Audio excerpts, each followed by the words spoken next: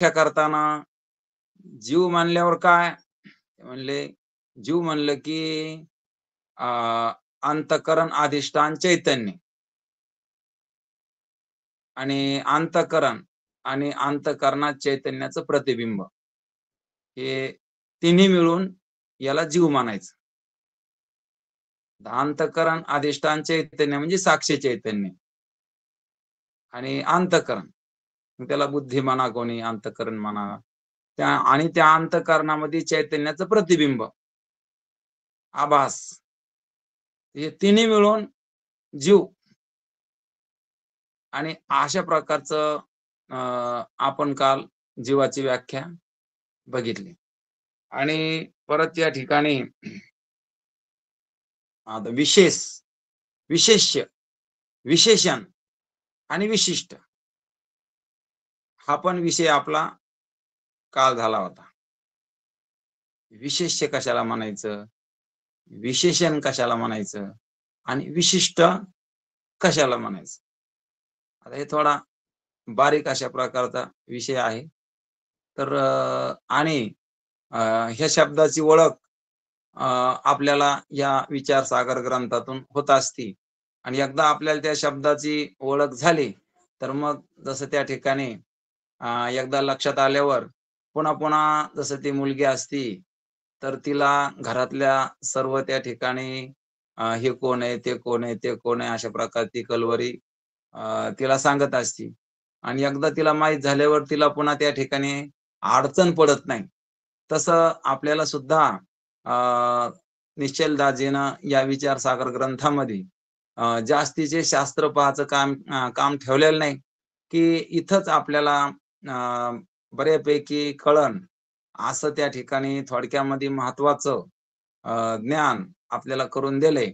म्हणून हा साधू संतांचा आपल्यावर उपकार आहे आणि ह्या अशा प्रकारचे ग्रंथ सुद्धा त्या ठिकाणी अवघड आपल्याला पाहायचं काम पडलेलं नाही. तर हे केवळ हे महाराजांचे आपल्यावर उपकार आहेत. आणि तरी पण आता या ठिकाणी आपण ऐकून पुन्हा तो आनंदाचा भोग घेऊन आणि आपल्याला सुद्धा महाराजांना चिंतन करायचं सांगितलेलं आहे. आणि तो त्या ठिकाणी चिंतनाचा भाग याच्यामध्ये बी आलेला आहे. आणि म्हणून अशा प्रकारचा आनंदाचा उत्सव म्हणून आपण या ग्रंथाकडं पाहिलं तर आपल्याला लक्षात येतं, की आपल्याला जे काही सांगितलेलं असतं ते आपण सोप्या प्रक्रियेतून महाराजांनी त्या ठिकाणी सोप्या प्रक्रियेतून आपल्याला सांगितलं. पण आता याला शास्त्रामध्ये नाव काय येतं, तर हे आपल्याला बघायसाठी आपल्याला इथं अशा प्रकारचा जो काही विषय आलेला आहे, तर तो त्या ठिकाणी आपल्याला पाहायचा आहे, की विशेष्य कशाला म्हणायचं आणि विशेषण कशाला म्हणायचं. आता विशेष्य म्हणजे अंतःकरण अधिष्ठान चैतन्य ते विशेष्य आहे. आता विशेषण काय आहे? ते या ठिकाणी अंतःकरण आणि अंतःकरण स्थित चैतन्य. आता चैतन्य म्हणा किंवा चैतन्याचा आभास म्हणा, की अंतःकरणामध्ये चैतन्याचा जो काही आभास आहे पडलेला, तो आणि अंतःकरण दोन्ही मिळून काय आहे? विशेषण आणि विशेषण आणि विशेष्य मिळून काय झालं? विशिष्ट तयार झालं आणि मग त्याला म्हणायचं जीव. आणि म्हणून या ठिकाणी आपण काल बघितलं, की अंतःकरण स्थित आभास एवढा भाग विशेषण आहे आणि विशेष चैतन्य आणि विशेषण आभास अंतःकरण मिळून विशिष्ट तयार झालं. हां. आता विशेष्य अंतःकरण अधिष्ठान चैतन्य आणि विशेषण अंतःकरण आणि अंतःकरण स्थित आभास हे झालं विशेषण आणि विशिष्ट हे दोन्हीला मिळून काय म्हणायचं? विशिष्ट म्हणायचं. आता विशेष्य याचा दृष्टांत पुढं आपल्याला आलेलाच आहे आणि म्हणून काल याचं स्पष्टीकरण करायचं राहिलं होतं. काल आपण हा विषय घेतला होता. याचं स्पष्टीकरण आपण या ठिकाणी आजच्या विषयामध्ये येणार आहे.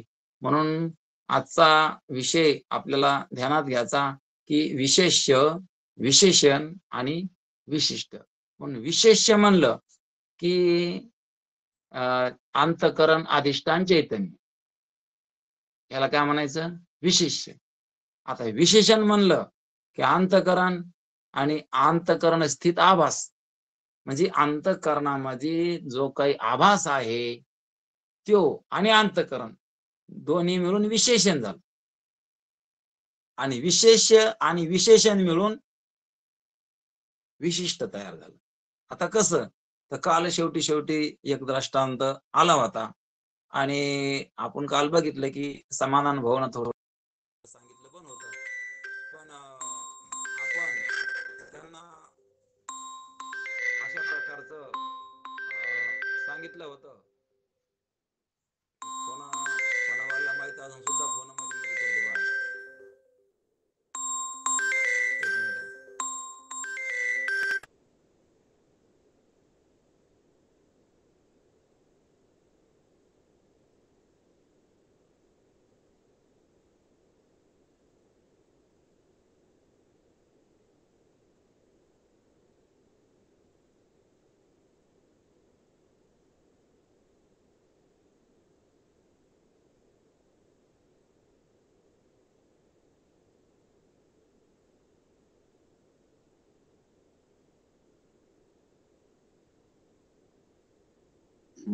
म्हणून अशा प्रकारचं आपण बघू लागलो की विशेष्य, विशेषण मिळून विशिष्ट तयार झालं.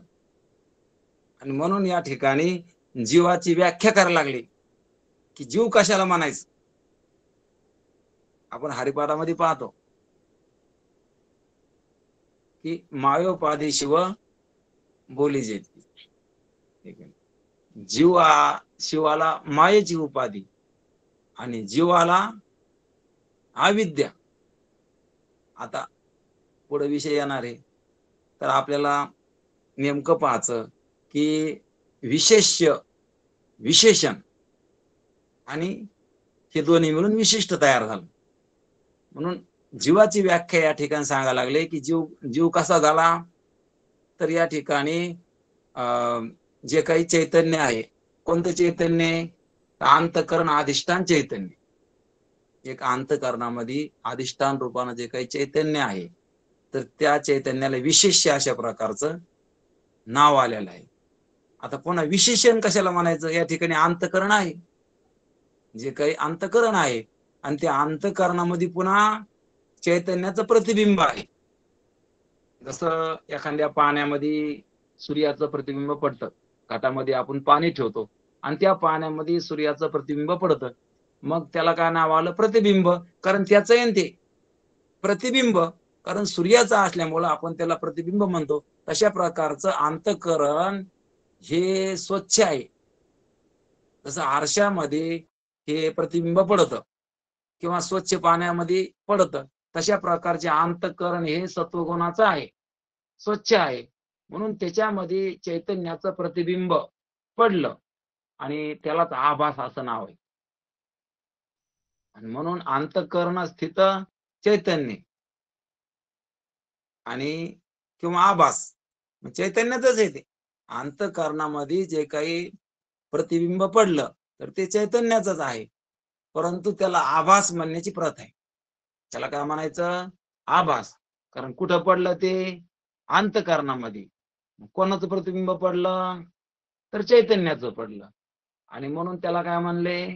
अंतःकरण स्थित आभास आणि अंतःकरण.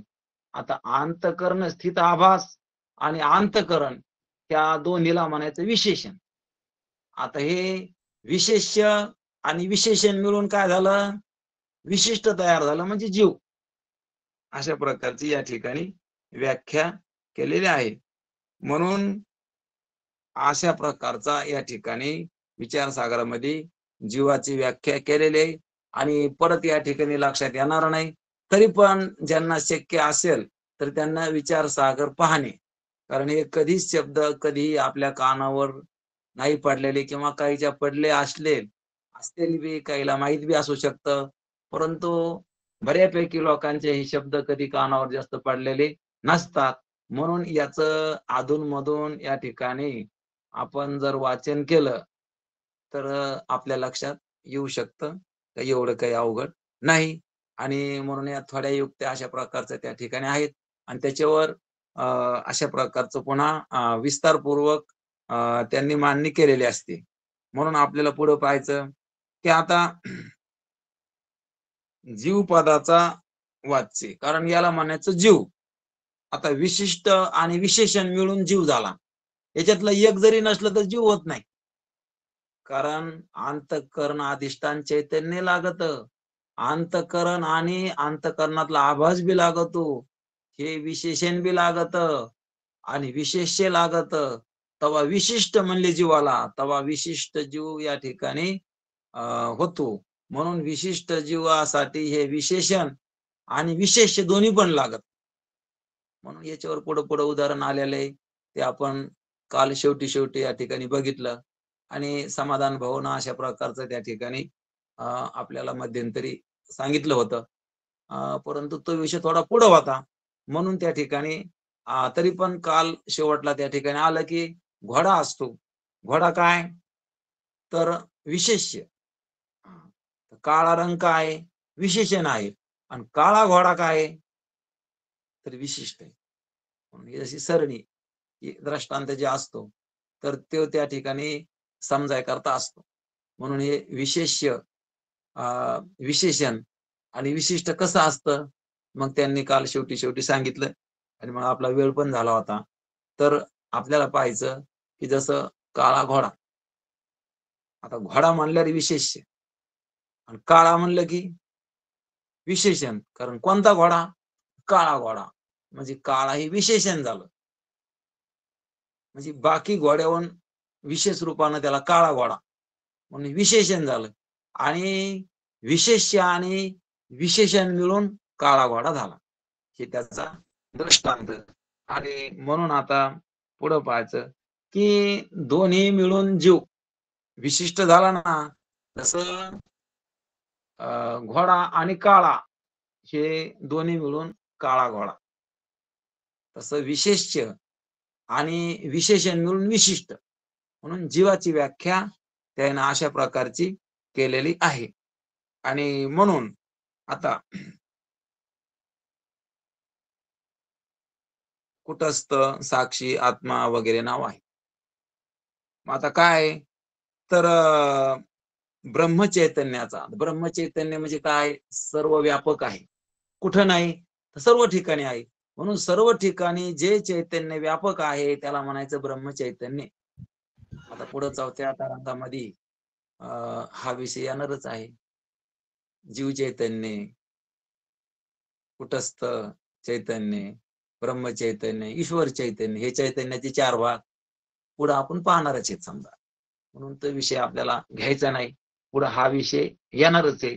म्हणून या ठिकाणी ब्रह्मचैतन्य इतका विषय आलेला आहे, की ब्रह्मचैतन्य शब्दाचा अर्थ काय? की जे सर्व व्यापक चैतन्य आहे. मग ह्या सर्व ठिकाणी जे काही चैतन्य व्यापक आहे, त्याला नाव आलं ब्रह्मचैतन्य. ते कुठे नाही? सर्व ठिकाणी आहे. म्हणून त्याला काय म्हणले? ब्रह्मचैतन्य. आता त्या ब्रह्मचैतन्याचा काही भाग जेवढा भाग अंतःकरणास अधिष्ठान रूपाने आहे त्याला कुटस्थ आत्मा म्हणायचं.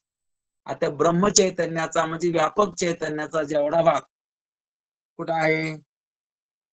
तर जेवढा भाग अंतःकरणास अधिष्ठान रूपाने आहे. ब्रह्मचैतन्य म्हणजे सर्वव्यापक चैतन्य. त्या सर्वव्यापक चैतन्याचा काही भाग अंतःकरणामध्ये अधिष्ठान रूपाने आहे.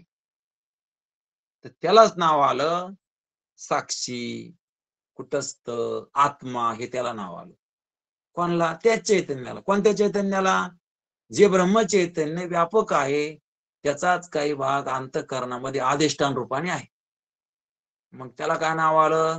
तर त्याला नाव आलं, की कुटस्थ म्हणा, कोणी साक्षी म्हणा, कोणी आत्मा म्हणा. त्या अधिष्ठान चैतन्याला. इथं अधिष्ठान रूपाने आहे, आधार रूपाने आहे. म्हणून जो चैतन्य भाग जीव स्वरूपात विशेष भाग आहे. हां.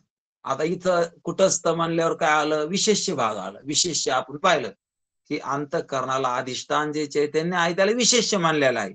मग तो विशेष्य भाग आहे चैतन्याचा. कोणता विशेष्य भाग कोणता आहे? आत्मा घ्या, साक्षी घ्या, हे चैतन्याचा विशेष्य भाग आहे. आणि म्हणून आपल्याला वंध्या पुत्राप्रमाणे हसत आहे असं पूर्व पक्ष मानला. आता इथं त्या ठिकाणी पूर्व पक्षानं काय सांगितलं होता प्रश्न, किंवा त्यानं काय नाही स्वीकारलं, तर ते सिद्धांती सांगायला लागले की पूर्व पक्ष काय मानला होता, जो काही विशेष भाग आहे का, तर तो वंध्या पुत्राप्रमाणे आहे. आता वंध्या पुत्र कसा आहे, निस्ता नावाला आहे, असायला नाही, दिसायला बी नाही, निस्ता नावाला आहे. तशा प्रकारचं तुमचा जो विशिष्ट भाग आहे का, तर तो वंध्या पुत्राप्रमाणे आहे असं माग त्या ठिकाणी पूर्व पक्षानं सांगितलं होतं प्रश्न करताना. आता म्हणून सिद्धांताला हे सांगावं लागायला लागले की जो काही अंतःकरणाचा अधिष्ठान चैतन्य आहे, तर त्याला तू काय म्हणला होता माग, तर वंद्य पुत्राप्रमाणे आहे. परंतु त्याला जर नाही मानलं तर जीवाची सिद्धी होईल का? कारण जीवाची सिद्धी करायची असली तर विशेष्य लागत. जीवाची सिद्धी करायची असली तर विशेषण बी लागत. हे दोन्ही मिळून जीवाची सिद्धी होत असते. म्हणून जीवाची सिद्धी करण्यासाठी विशेषण आणि विशेष्य लागत. विशेष्य म्हणजे काय? अंतःकरण अधिष्ठान चैतन्य. आणि विशेषण म्हणजे काय? तर अंतःकरण आणि अंतःकरणास्थित आभास, हे दोन्ही मिळून काय झाले विशेषण. म्हणजे दोन्ही पण लागते, विशेष्य लागत आणि विशेषण बी लागत. आणि तेव्हा जीवाची सिद्धी होती. आणि पूर्वपक्ष मानला होता की विशेष्य जे आहे का, तर ते वंध्या पुत्राप्रमाणे आहे. मग आता इथं सिद्धांती त्याला विचारते की दोन्ही जर त्याच्यातलं एक जर नसलं तर जीवाची सिद्धी होत नाही. जीवाची सिद्धी होण्यासाठी दोन्ही पण लागते. कारण जसं मुलगा मानल्यावर आई वडील दोन्ही पण मानावं लागते. मुलगा दिसला मानल्या दिसते, आई मानून जमन का? नाही, वडील पण मानावं लागते. वडील मानून जमन का? आई पण मानावं लागते.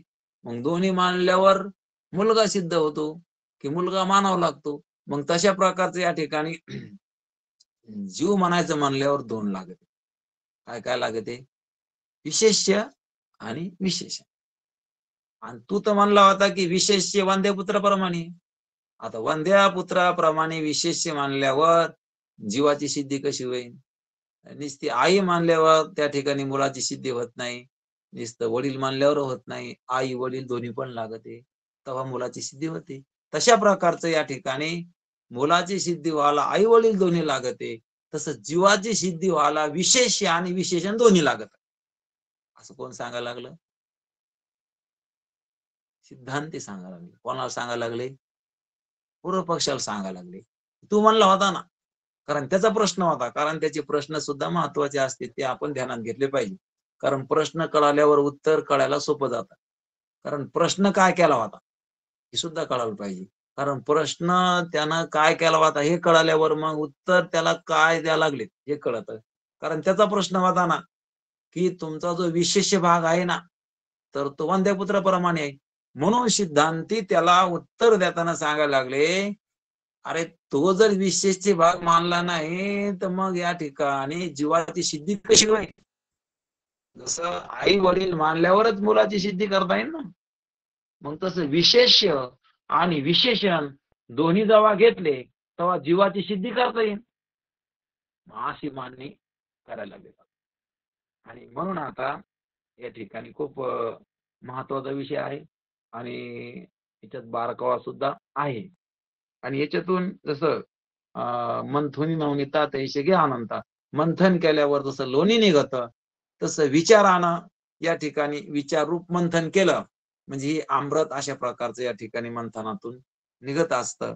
म्हणून या ठिकाणी आपल्याला पाहायचं ते आता काय सांगायला लागले पुढं, तर याकरता साक्षीचा स्वीकार केलाच पाहिजे. म्हणून या ठिकाणी सिद्धांती सांगायला लागले. तुम्ही सांगताना की विशेष भाग हा वंध्या पुत्राप्रमाणे आहे, तर तो त्या ठिकाणी तुम्ही म्हणता हे काही योग्य नाही. कारण साक्षीचा स्वीकार जर केला, तरच जीवाची सिद्धी या ठिकाणी करता येते. आणि साक्षीचा स्वीकार जर नाही केला, तर जीवाची सिद्धी होत नाही. म्हणून साक्षीचा स्वीकार करावा लागतो. विशिष्य भाग. साक्षी म्हणजे काय? विशेष. अंतःकरण, अधिष्ठान, चैतन्य. त्याला काय म्हणायचं? विशिष्य, साक्षी, आत्मा अशा प्रकारचं त्याला नाव आलं. कुटस्थ म्हणा, त्याला नाव आहेत. आणि म्हणून त्या ठिकाणी आता सांगायला लागले, की साक्षीचा स्वीकार अवश्य केलाच पाहिजे. साक्षीचा स्वीकार करावाच लागतो. कारण जीवाची सिद्धी व्हायला 2 लागत आहे. विशेषण लागत आणि विशेष्य लागत. आता विशेष्य म्हणजे काय? तर अंतःकरण, अधिष्ठान, चैतन्य याला विशेष्य म्हणलं. आणि विशेषण म्हणजे काय? अंतःकरण आणि अंतःकरण स्थित आभास. हे दोन्ही मिळून विशेषण आहे.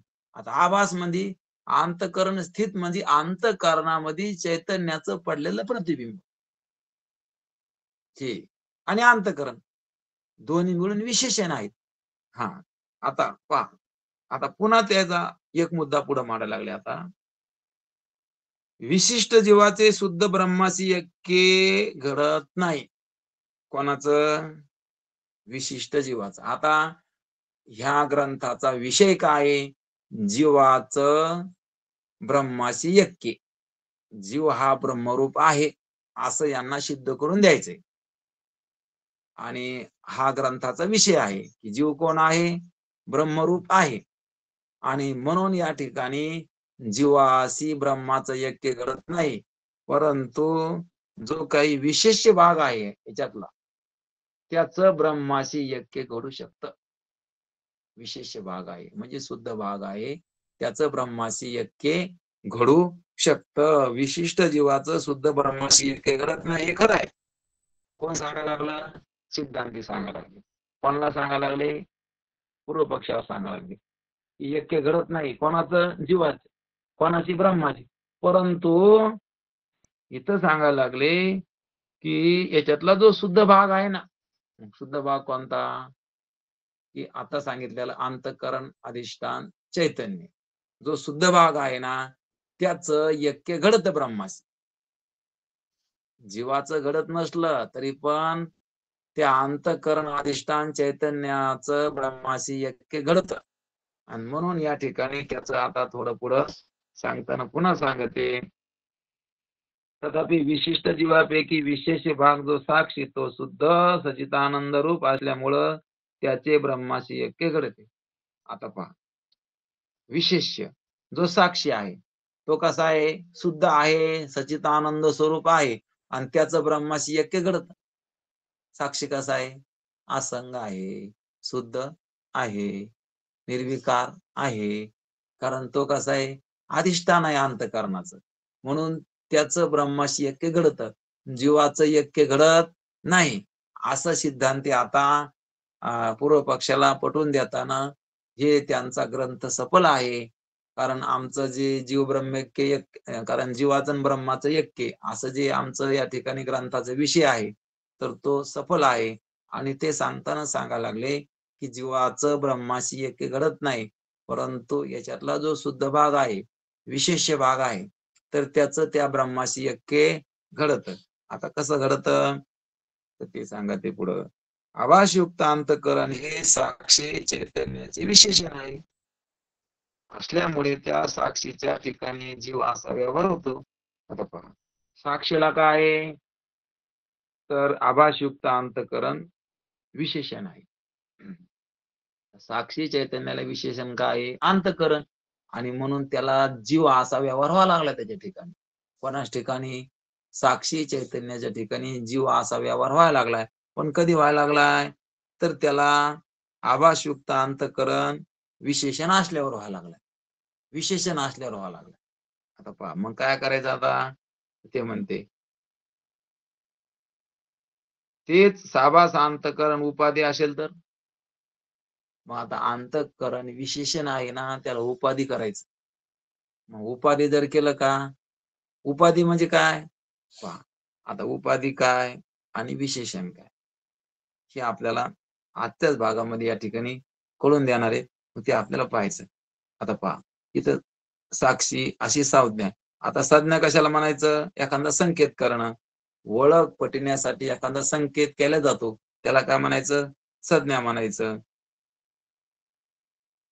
आता जीवामध्ये जो चैतन्य भाग आहे ना, तो मंदबुद्धी पुरुषात न समजण्यासारखा असला तरी शास्त्रयुक्तीने त्याची सिद्धी होते. जीवामध्ये काय आहे? चैतन्याचा भाग आहे.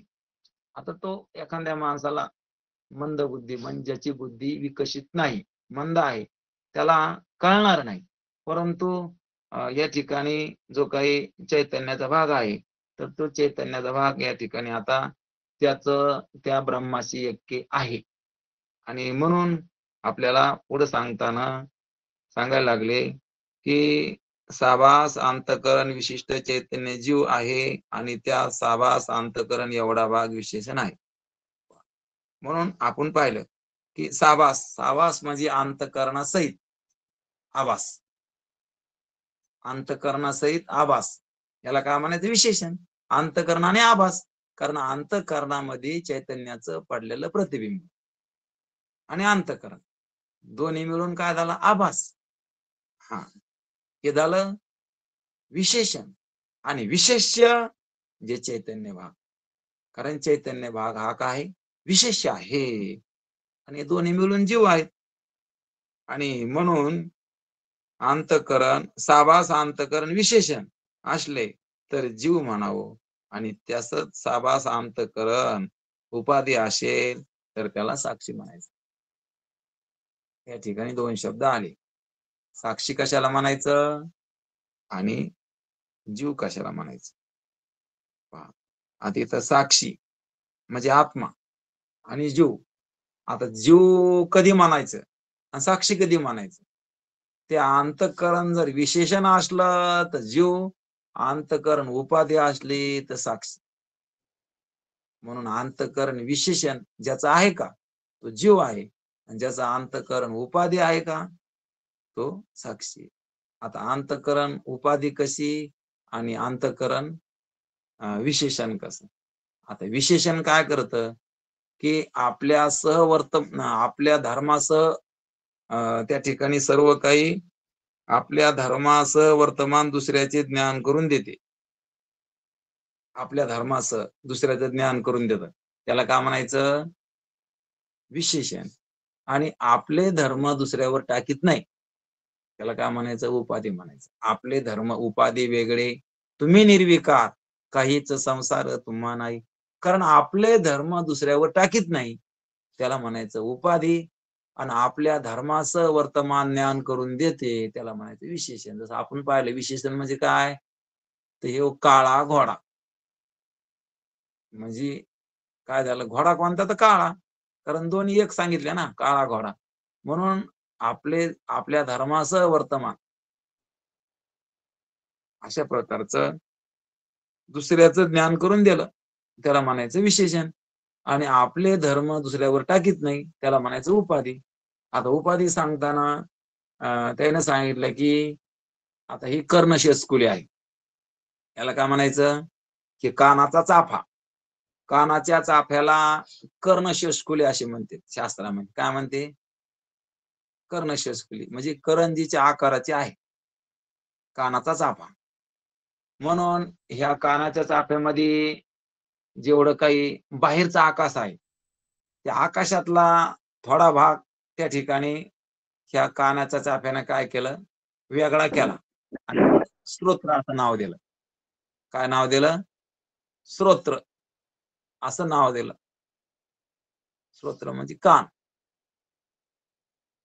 म्हणजे या बाहेरच्या पोकळीतला काही भाग घेतला आणि त्याला स्तोत्र असं नाव दिलं. कोणी? आता ह्या कानाच्या चाफ्यात जे काही आकाश आहे, हे आकाशच आहे. पोकळी म्हणजे काय? पण त्या बाहेरच्या आकाशामधला भाग आहे. त्या कानामध्ये जी पोकळी आहे ना, ती पोकळी कुठून आणली? त्या बाहेरच्या आकाशामधला भाग आला आणि त्याला काय नाव दिलं? स्तोत्र नाव दिलं. आणि म्हणून या ठिकाणी आपल्याला पाहायचं, की बाहेरच्या आकाशातला काही भाग घेऊन त्याला स्तोत्र असं नाव दिलं आणि आपण वेगळं राहिलं. म्हणून कानाचा चाफा ही स्तोत्राची उपाधी. आपण वेगळं राहून बाहेरच्या आकाशाला थोडा भाग वेगळा करून त्याला स्तोत्र असं नाव दिलं आणि आपण वेगळं राहिलं. आणि म्हणून कानाचा चाफा ही स्तोत्राची काय उपाधी. म्हणून उपाधी काय करते, आपले धर्म दुसऱ्यावर टाकीत नाही. त्याला म्हणायचं उपाधी. सोपं.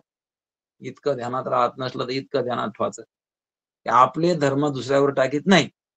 त्याला काय म्हणायचं उपाधी. आणि आपल्या धर्मासह दुसऱ्याचं ज्ञान करून देतं.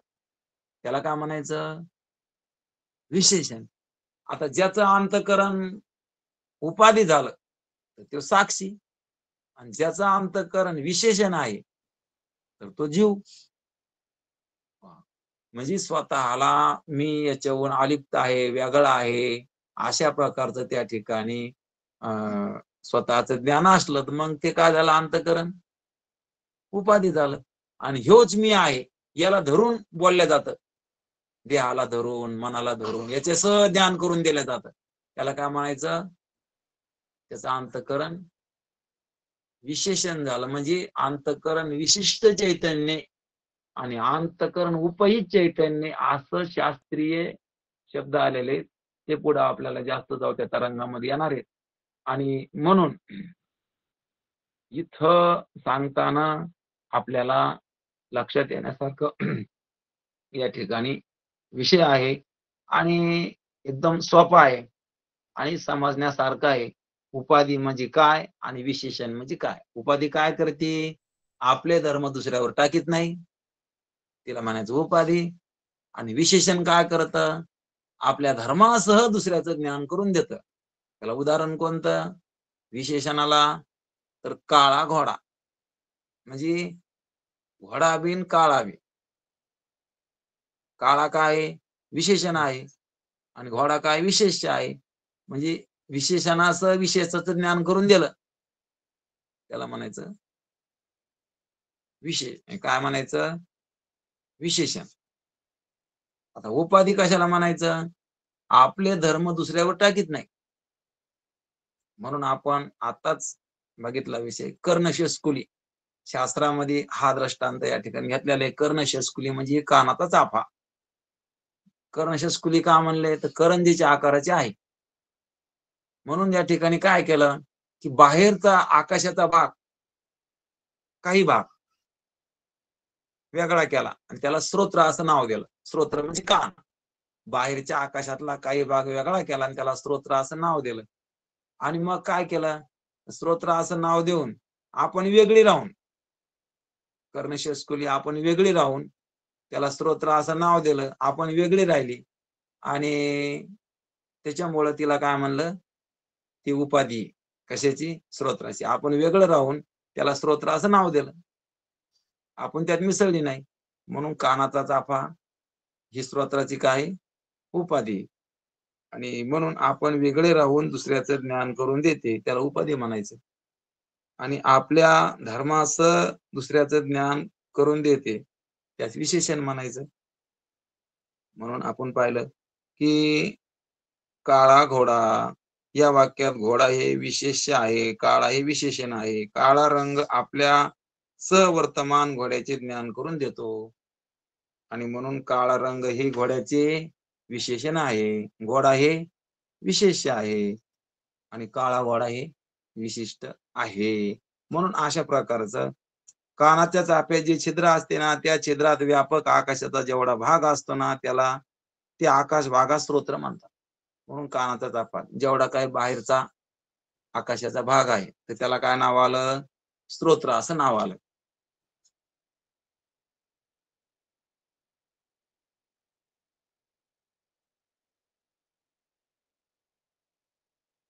काय हो?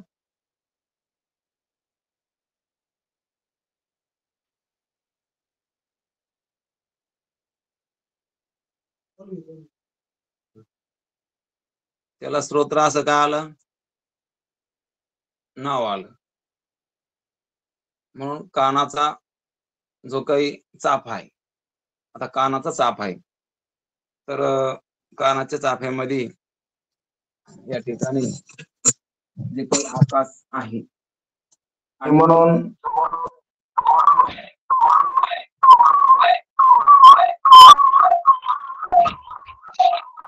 ज्याप्रमाणे अग्नीच्या ठिकाणी असणारी दाहकता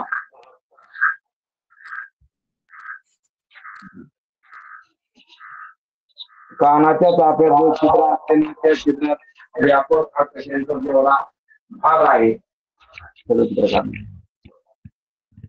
तेवढ्याच आकाश भागाला स्तोत्र म्हणतात. आणि म्हणून कोणत्या भागाला म्हणतात की जेवढा काही आकाशाचा भाग आहे त्याला काय म्हणले, स्तोत्र म्हणले. आणि आपण वेगळा राहून आपल्या चित्रात असणाऱ्या आकाश भागाचे स्तोत्र असे ज्ञान करून देतो. आपण वेगळं राहतो आणि तेवढ्याच भागाचं स्तोत्र असं ज्ञान करून देतो.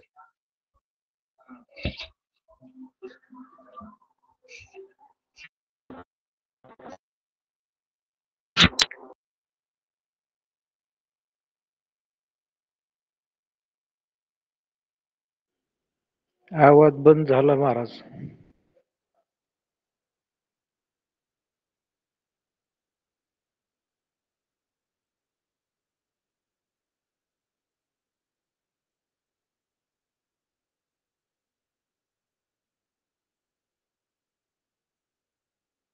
उपाधी आहे म्हणून कानाचा ताफा ही उपाधी आहे.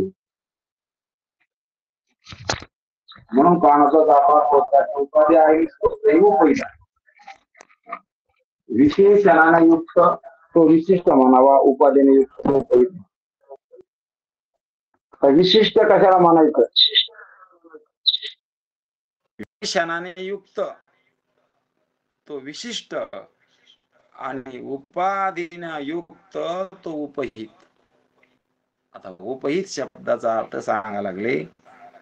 उपाधीनं जो युक्त आहे त्याला म्हणायचं उपहित आणि विशेषणानं युक्त आहे त्याला म्हणायचं विशिष्ट. विशिष्ट शब्द आणि उपहित शब्द आले.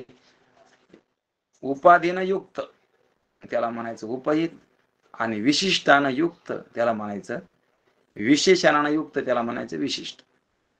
विशेषणानं जे युक्त आहे तर त्याला म्हणायचं विशिष्ट. उपाधीनं युक्त आहे त्याला म्हणायचं उपहित. आता या ठिकाणी दोन आले, उपहित आणि विशिष्ट. आता विशिष्ट म्हणजे काय, यानं सगळे धर्म आपलेच मानले याच्यासह. आणि उपहित म्हणजे काय की त्याचे धर्म त्याच्यावर टाकून दिले. आणि म्हणून आपल्याला पाहायचं की साधू संतांचं अंतःकरण काय असतं तर उपाधी असतं आणि सामान्य जीवाचं अंतःकरण हे विशेषण असतं. आणि म्हणून आपल्याला काय करायचं की अंतःकरणाला उपाधी करायचं. उपाधी करणं म्हणजे काय तर त्याचे धर्म त्याच्यावर टाकून द्यायचे, आहे की नाही. देखीजे देहीचे धर्म देही आणि आत्मा आत्मयाच्या ठाई आयसे जाण नेते पाही आन आहती. याचे धर्म त्याच्यावर टाकून द्यायचे. यासी यास त्यासी त्यास तुक्याने कास घातली. याची याला आणि त्याची त्याला. म्हणून आपले धर्म यायचे धर्म आपल्यावर घ्यायचे नाही, त्याच्यावर टाकून द्यायचे.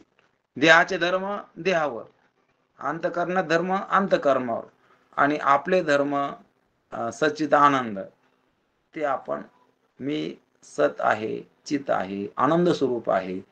आणि हे सगळं सुखदुःख हे मनाचे धर्म आहेत. आणि जन्म मरण हे शरीराचे धर्म आहेत. जाणं येणं हे प्राणाचे धर्म आहेत. म्हणून त्याचे धर्म त्याच्यावर टाकून दिल्यावर आणि म्हणून मग त्या ठिकाणी त्याला काय म्हणायचं तर मग त्यांना अंतःकरण उपाधी.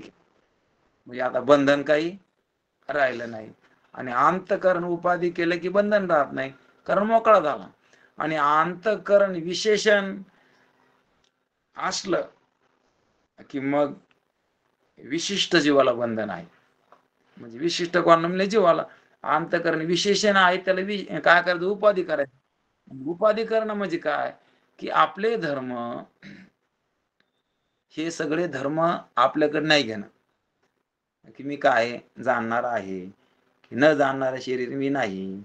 मी काय सुखी-दुःखी नाही. कारण सुख-दुःख धर्म कोणाचे आहेत? मनाचे आहेत. जाणं-येणं कोणाचं आहे? प्राणाचं आहे. जन्म आणि मरण कोणाचं आहे? शरीराचं आहे.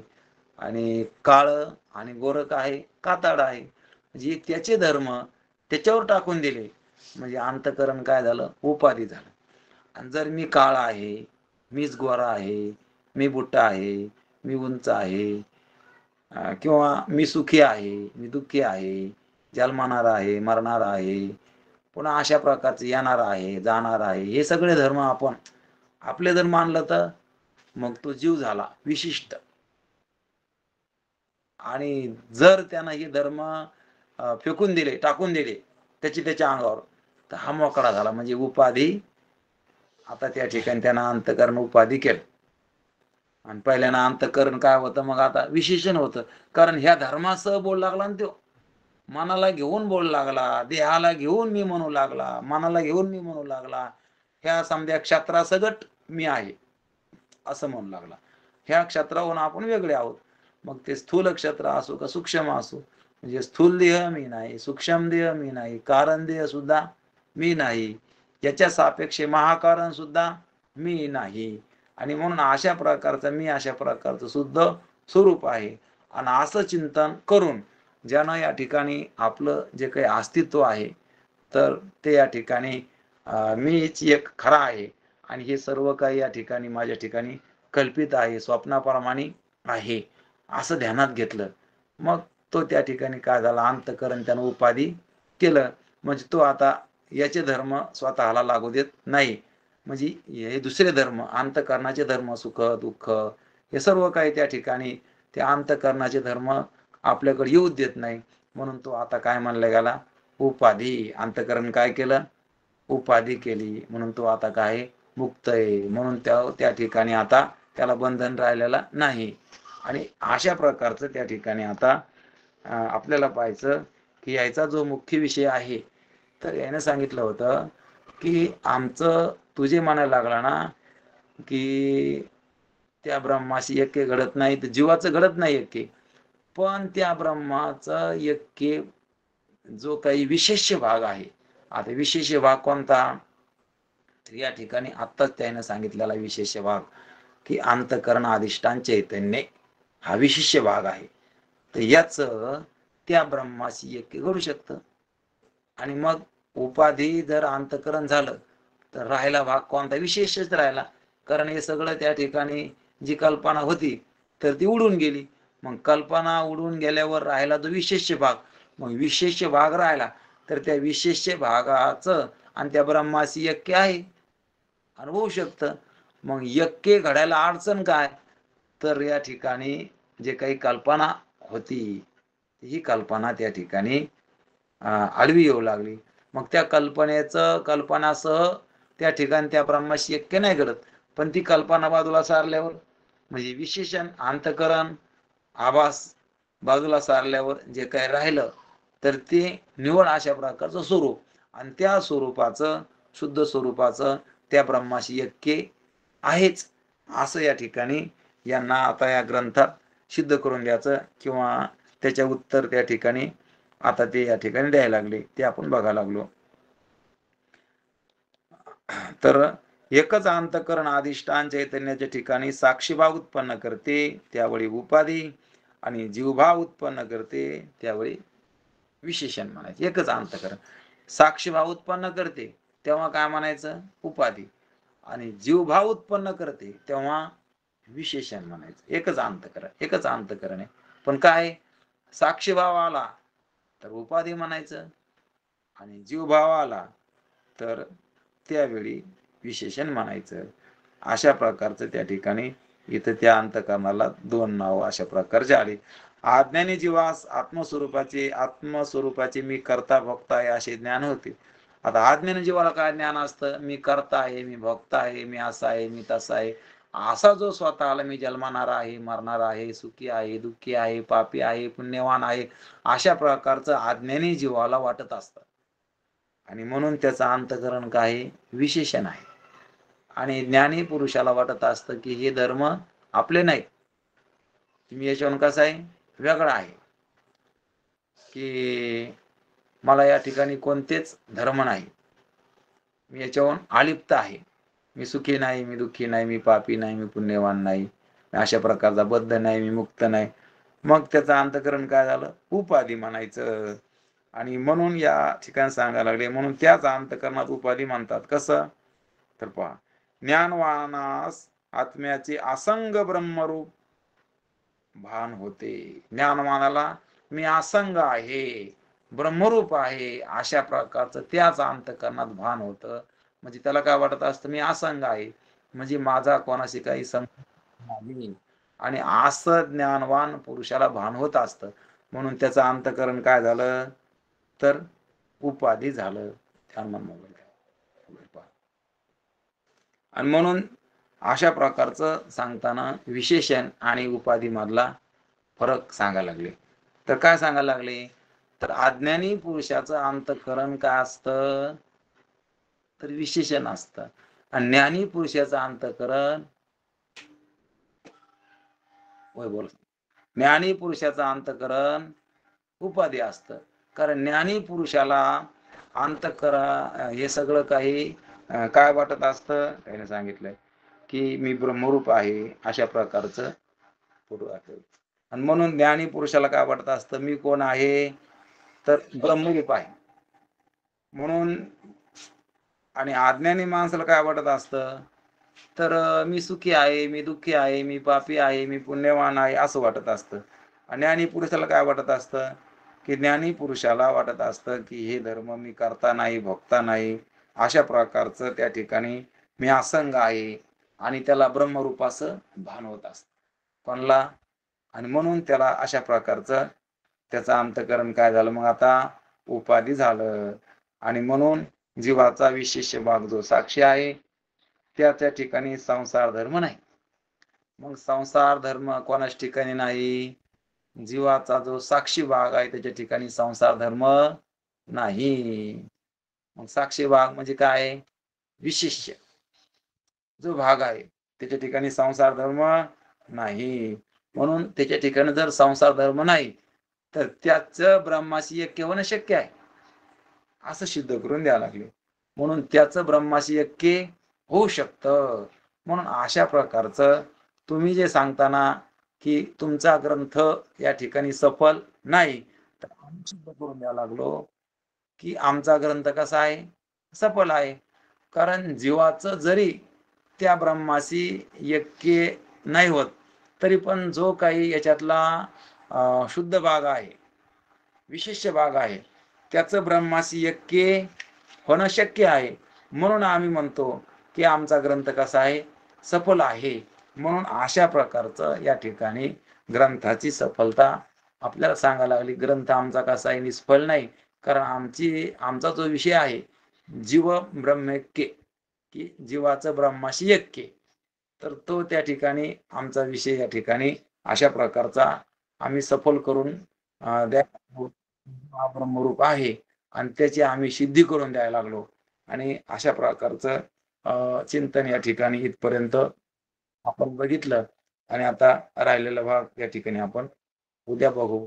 आता आपण पसायदान घेऊ. आता विश्वात्मके देवी येणे वावेज्ञ तोषावे, तो सोने मज द्यावे पसायदाने, जे कळाची व्यंकटी सांडो, तया सत्कर्मी रती वाढो, भूता परस्परी पडो मैत्र जीवांचे, दुरितांचे तिमिर जावो, विश्व स्वधर्म सूर्य पाहो, जो जे वांचिल तो ते लाहो, प्राणी जात वर्षोत सकळ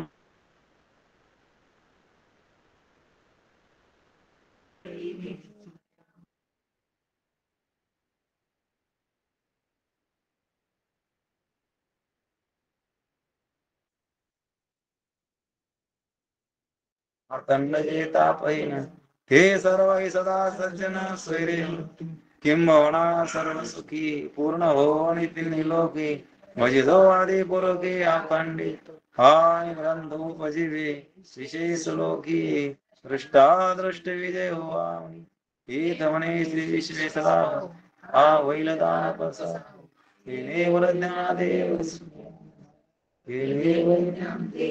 कुंडलिका विठ्ठल श्री ज्ञानदेव तुकाराम ईश्वर महाराज जय रामकृष्ण हरी महाराज सर्वांच्या चरणी साष्टांग दंडवत. रामकृष्ण जय हरी महाराज. जय हरी कृष्ण महाराज. रामकृष्ण हरी महाराज. सर्वांना रामकृष्ण हरी. जय हरी. जय हरी.